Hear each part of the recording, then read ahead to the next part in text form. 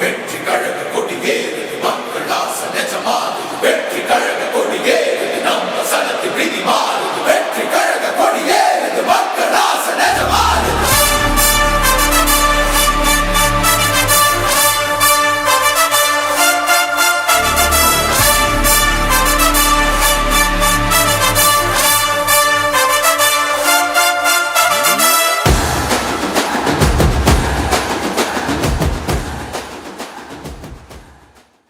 நம்ம தளபதியோட மாநில மாநாடு இரண்டாவதாக இங்கே மதுரையில் நடக்க போகுது.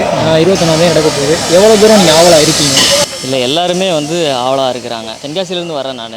இங்கே மாநாடு எந்த லெவலில் போய்கிட்டு இருக்கு அப்படிங்கிற ஒரு ஆர்வத்தில் தான் மாநாடு நடக்கிறதுக்கு முன்னக்கூட்டியே நாங்கள் ஆர்வமாக பார்த்துட்டு இருக்கிறோம். நாங்கள் வேலைப்பாடெல்லாம் ரொம்ப சுறுசுறுப்பாக பார்த்துட்டு இருக்காங்க. ரொம்ப எல்லாமே நல்லா பண்ணிட்டு இருக்காங்க, பாதுகாப்பாகவும் பண்ணிட்டு இருக்காங்க. மதுரையை தெருக்கி விடுவோம். இல்லை, நிறைய விஷயங்கள் பேசுவார் தளபதி. ஒட்டுமொத்த தமிழ்நாட்டு மக்களுக்கு என்ன தேவையோ அதை பற்றி கண்டிப்பாக பேசுவார்.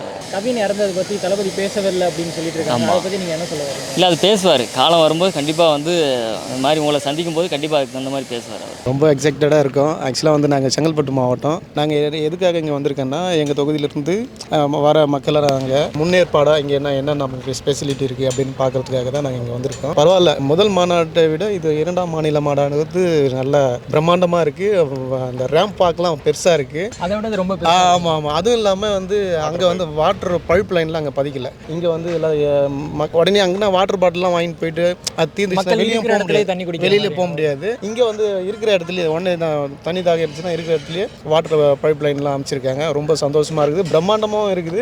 ரேம்ப் வாக்க அமைச்சிருக்காங்க. இங்கேருந்து பார்த்தீங்கன்னா 1 கிலோமீட்டர் தூரத்தில் இருக்குது. தளபதியோடைய என்ட்ரி வேற லெவல் இருக்குன்னு நினைக்கிறேன். இந்த மாதிரி ஸ்டேஜ் இதுவரைக்கும் நான் பார்த்ததே இல்லை. அவ்வளோ பிரம்மாண்டமான ஸ்டேஜாக இருக்குது. ஓகே. அதுவும் இல்லாமல் பார்த்தீங்கன்னா மற்ற மாநாடுகள்லாம் பார்த்தீங்கன்னா இந்த அளவுக்கு பெருசாலாம் பண்ணது கிடையாது. இது ரொம்ப மிக பிரம்மாண்டமாக இருக்குது. மற்ற மாநில மாநாடு ப்ரிப்பரேஷன் போயின்னு இருக்கும்போதே பார்த்தீங்கன்னா மக்கள்லாம் போயிட்டு அதை விசிட் பண்ணுறது அந்த மாதிரிலாம் நடந்தது நான் பார்த்ததே கிடையாது. பட் தளபதியோடைய மாநாட்டு மட்டும் ரொம்ப ஸ்பெஷல். இப்போ ப்ரிப்பரேஷன் நடந்திருக்கும் போதே நீங்கள் பார்த்தீங்கன்னா தெரியும் எத்தனை பேர் பார்த்துக்கின்னு ஃபோட்டோ எடுத்துக்கின்னு போயின்னு ஒரு எக்ஸைட்மெண்ட்டாக அந்த மாதிரிலாம் நிறைய பேர் பார்த்துன்னு போயின்னு இருக்காங்க. இது எவ்வளோ மக்கள் வருவாங்கன்ற ஒரு எதிர்பார்ப்பு நீங்கள்? கண்டிப்பாக இது பார்த்தீங்கன்னா வரலாறு காணாத வரலாறு படைக்கக்கூடிய அளவுக்கு தான் மக்கள் வருவாங்க. நான் இவ்வளோ பேர் வருவாங்க அவ்வளோ பேர் வருவாங்க சொல்ல முடியாது. முதல் மாநாட்டுக்கு வந்த கூட்டத்தோட விட 2 மடங்கு அதிகமாக, 2-3 மடங்கு நிகழ்ச்சியாக தான் இருக்க போகுது. இன்னும் முதல் மாநாடை விட இது இடம் பெருசு அப்படின்ற மாதிரி சொல்கிறாங்க. ஏன் அதை விட இது இங்கே மதுரையில் பெருசாக போடணுன்ற ஐடியா? அழகர் தான் தளபதி மதுரைக்கு இறங்குறாரு. அது வேற லெவல். அதனால இங்கே பெரிய பிரம்மாண்டமான ஒரு செட் அமைச்சிருக்காங்க.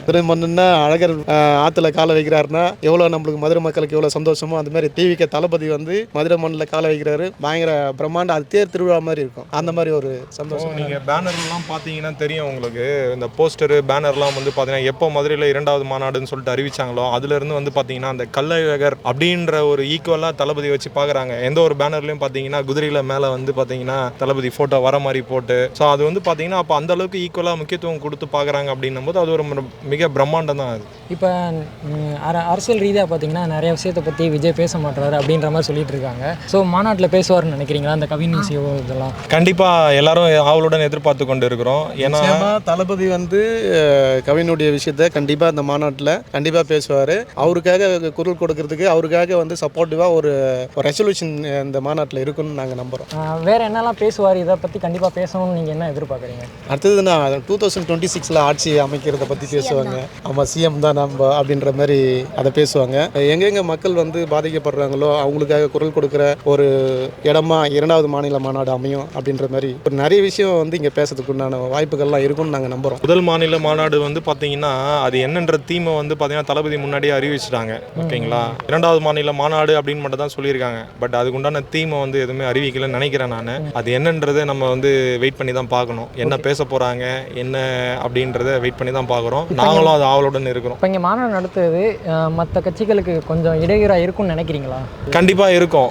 அவங்களுக்கு பார்த்தீங்கன்னா இப்போவே பார்த்தீங்கன்னா இந்த ப்ரிப்பரேஷன் போயின்னு இருக்கும்போதே அவங்களுக்கு ஒரு கண்டிப்பாக இருக்கும். ஏன்னா இத்தனை வருஷமாக ஆட்சியில் இருந்த கட்சி 2 கட்சியுமே சரி, அதனால கண்டிப்பாக இருக்கும். இருக்க முடியாது. ஆகஸ்ட் 25 தான் மாநாடு தேதி அறிவிச்சிருந்தாங்க தளபதி. 21 விநாயகர் சதுர்த்தி இருக்கிறதால 21 மாற்றிட்டாங்க. சொல்லிட்டாங்க. இதுவே வந்து அவங்க மாற்று கட்சியினர் வந்து ஒரு பெருமையாக நினச்சிட்டு இருப்பாங்க பத்தியா அப்படின்ற மாதிரி நினச்சிட்டு இருப்பாங்க. பட் அப்படி கிடையாது. இந்த 21 இல்லை, இங்கே வந்து 15 வச்சா கூட மக்கள் கூட்டம் இங்கே மதுரையில் வந்து திரளான மக்கள் கூட்டம் வந்து தளபதிக்காக வர இருக்காங்க. என்னைக்கு டேட்டு முக்கியம் கிடையாது, எங்களுக்கு தளபதி தான் முக்கியம் அப்படின்ற மாதிரி டேட் எப்போ வேணாலும் மாற்றிக்கலாம். எந்த தேதியில் தளபதி டேட் அறிவிக்கிறாரோ அந்த தேதியில் மாநாடு. கூட இன்னொரு பாயிண்ட் என்னென்னா, நான் நியூஸில் படித்தது தான், மீடியாவில், பேப்பரில், டிவி நியூஸில் நம்ம காவல்துறை வந்து பார்த்திங்கன்னா கேட்டுக்கிட்டாங்க டிவிக்கு நம்ம கட்சிக்கிட்ட இந்த மாதிரி விநாயகர் சதுர்த்தி வருது அப்படின்னும் போது, இந்த விநாயகர் சதுர்த்தின்றது நம்ம தமிழ்நாட்டில் வந்து மிக பிரம்மாண்டமாக விமர்சித்தியாக கொண்டாடுவாங்க நம்ம தமிழக மக்கள். ஸோ அந்த விநாயகர் சதுர்த்திக்கு வந்து பார்த்திங்கன்னா நம்ம தமிழக காவல்துறை வந்து அதுக்கு வந்து பாதுகாப்பு கொடுக்கணும். அது வந்து அவங்களுடைய ஒரு கடமை, அவங்களுடைய ரோலும் கூட. ஸோ அப்படி கொடுக்கும்போது இவங்க நம்ம டிவிக்கு நம்ம தலைமைக்கிட்ட கேட்கும்போது இந்த மாதிரி நாங்கள் விநாயகர் சதுர்த்திக்கு வந்து பாதுகாப்பு கொடுக்கணும், அது இருக்கும்போது உங்களுக்கும் பாதுகாப்பு கொடுக்கறது கடினம் அப்படின்னு சொல்லிட்டு கேட்டுக்கொண்டதுக்காக நம்மளுடைய தலைமையும் அதை வந்து பரிசீலித்து அதாவது அக்செப்ட் பண்ணுறாங்க. மற்ற கட்சி மாதிரி நாங்கள் வச்சு தான் சட்டம் அப்படின்றதுலாம் கிடையாது. நம்ம தளபதி வந்து பார்த்தீங்கன்னா காவல்துறை கேட்டபடி சட்டத்தை உட்பட்டு நம்ம தளபதி வந்து அவங்க கேட்டதுக்கு இணங்க அதை அக்செப்ட் பண்ணிக்கிட்டு சரி ஓகே நாங்கள் முன்கூட்டியே நடத்துகிறோம் அப்படின்னு சொல்லிட்டு பண்ணியிருக்காங்க. இப்போ பார்த்தீங்களானே நம்ம இங்கே இருக்கிற உறுப்பினர் தொண்டர் யாராக இருக்கட்டும் எல்லாரும் ரசிகராக இருந்து தான் வந்திருக்காங்க. ஆமாம். ஸோ ரசிகர் கூட்டம் அது ஓட்டாக மாறுமான்றது டவுட்டாக இருக்குன்ற மாதிரி எல்லாம் சொல்கிறாங்க. இப்போ உங்கள் பதில் என்ன? கண்டிப்பாங்க.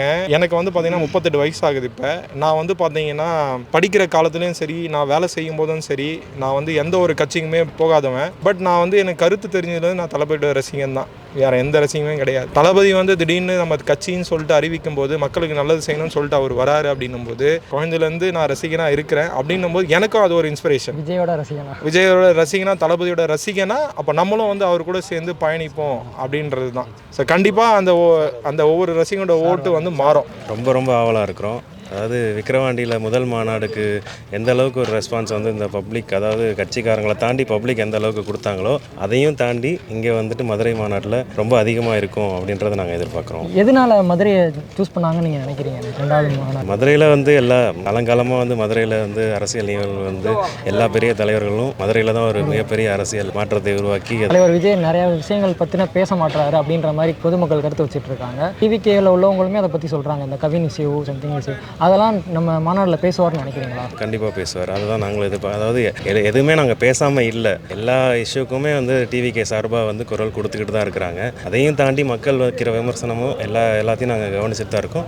அது வந்து மக்கள் வச்சாலும் நாங்கள் திரும்ப எல்லாத்துக்கும் கொடுத்துட்டு தான் இருக்கிறோம். அது வந்து இந்த மாநாட்டிலே நீங்கள் பார்ப்பீங்க, தளபதி எல்லாத்துக்கும் பேசுவார். இப்போ நிறைய பேர் சமூக வலைதளம் சொல்கிறாங்க ரசிகர்கள் என்றைக்குமே அது ஓட்டாக மாறாது அப்படின்ற மாதிரி கருத்தை முன்வைக்கிறாங்க. அதுக்கு உங்களோட பதிலாம் என்னவா இருக்கும்? அப்படின்னு இல்லைங்க. ரசிகர்கள்னாலும் அவங்களும் தானே இந்த நாட்டோட பிரஜைகள் தானே. எல்லாருமே வந்து சிட்டிசன்ஸ் ஆஃப் இந்தியா தான். இங்கே வந்துட்டு நீ வந்து ரசிகனாக இருக்கிற அதனால வந்துட்டு நான் இனி வந்து அரசியலுக்கு வரக்கூடாது அப்படின்றதெல்லாம் இல்லையே. இங்கே மற்ற அரசியல் கட்சியில் இருக்க தொண்டர்களுக்கும் என்ன அவங்க என்ன பெருசாக அரசியல் பட்டிருக்காங்க நம்ம எல்லா சமூக வலைதளத்தில் பார்க்குறோம். அடுத்த அரசியல் கட்சிகளில் வந்துட்டு எப்படி அவங்க என்ன பெருசாக பண்ணிடுறாங்க, என்ன பெருசாக மாற்றங்கள் பண்ணிடுறாங்க அப்படி இல்லை. எல்லாம் நாங்கள் கற்றுக்கிட்டு நாங்கள் வர்றோம். 21ஆம் தேதி இந்த இடம் எப்படி இருக்கும்னு நினைக்கிறீங்க? குறைஞ்சபட்சம் 30 லட்சம் பேர் இங்கே இருப்பாங்கன்றது என்னோட தனிப்பட்ட எதிர்பார்ப்பு. கண்டிப்பாக வந்துடுவாங்களா?